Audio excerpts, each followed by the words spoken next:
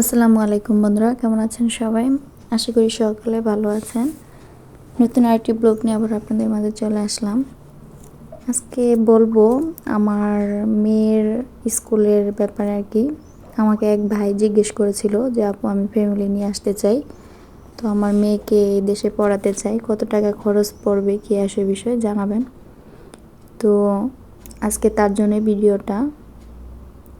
আসলে কমেন্টে উত্তর দেওয়া যায় কিন্তু এত কিছু বুঝিয়ে বলা যায় না, তো যার জন্য আমি আর কি কমেন্টে এত কিছু বলতে পারিনি, তাই আর কি ভিডিওটা দিলাম। এতে হয়তো আরও কিছু মানুষের উপকার হবে যারা বাচ্চাদের এই দেশে পড়াতে চায়, তাদের জন্য উপকার হবে, তাই আর কি ভিডিওটা বানানো। তো চলুন আমি আপনাদের দেখাচ্ছি কত টাকা কীরকম পড়ে। তো পুরো ডিটেলস আমি জানিয়ে দিচ্ছি। তো তার অ্যাডমিশন করানোর জন্য লাগছে হচ্ছে 255, আর এমনি কেজি 1 আর কেজি 2তে ভর্তি করাতে লাগে হচ্ছে 750 টাকা। এটা কেজি 1 1 বছর থাকতে হবে, কেজি 2তে 1 বছর থাকতে হবে, 2 বছর। আর হচ্ছে আর উপরে যত উঠবো তত আরও বাড়বো। আর হচ্ছে আমরা যে কেজি 1-এ ভর্তি করেছি তার খরচ পড়বে, মানে প্রতি মাসে তার খরচ হচ্ছে 450 টাকা। তো এটা প্রথমে 3 মাসের জন্য দিতে হবে। প্রথমে 3 মাসের এটা 450 করে তারা প্রথমে 3 মাসের জন্য নিবে। তারপরের থেকে আর কি 3 মাস শেষ হয়ে গেলে তারা 1 মাসের জন্য প্রতি মাসেরটা মাসে নিয়ে নিবে।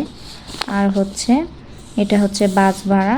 আমাদের এখানে বাস মানে মাসে প্রতি মাসে 225 টাকা তারা নিবে। এটা হচ্ছে 2 টাইম।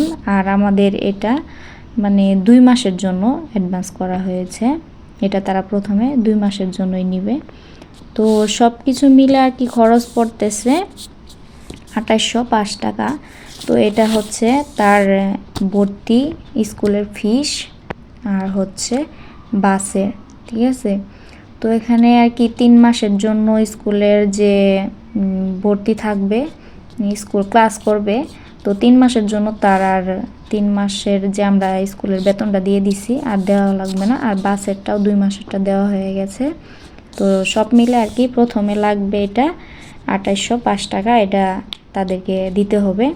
আর হচ্ছে তার স্কুলের তার ড্রেস আলাদা কিনতে হবে, তার বই আলাদা কিনতে হবে। তো সব মিলে আর কি আমাদের 3200 টাকা পড়ে গেছে। আর হচ্ছে এমনি ওর ব্যাগ, টিফিন বক্স, এগুলা আরও রং পেন্সিল, এগুলো সব মিলে আর কি 3300 দেরামের মতন পড়ে যাবে এই দেশে।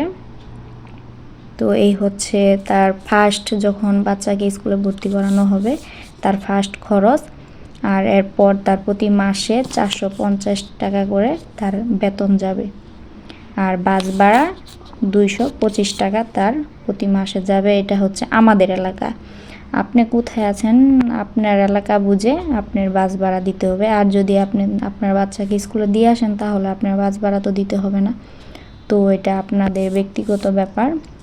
তো এই হচ্ছে বাচ্চার খরচ তার প্রতি মাসে, এটাই হচ্ছে 450 টাকা তার স্কুলের খরচ। আর এগুলা 1 বছরের জন্যই দেওয়া হয়ে গেছে, এগুলো আর দেওয়া লাগবে না। আবার যখন তারা কেজি 1 থেকে কেজি 2তে উঠবে, আবার যখন তাদের অ্যাডমিশন করানো হবে তখন আবার নতুন করে তাদের এই খরচটা লাগবে। এটা কি প্রতি বছর তাদেরকে দিতে হবে। তো এই স্কুলে হচ্ছে মাসে প্রতি মাসেরটা মাসে নেয় আর কি। প্রথমে নেয় 3 মাসের, কিন্তু তারপরটা মাসে মাসে নিয়ে নেয়।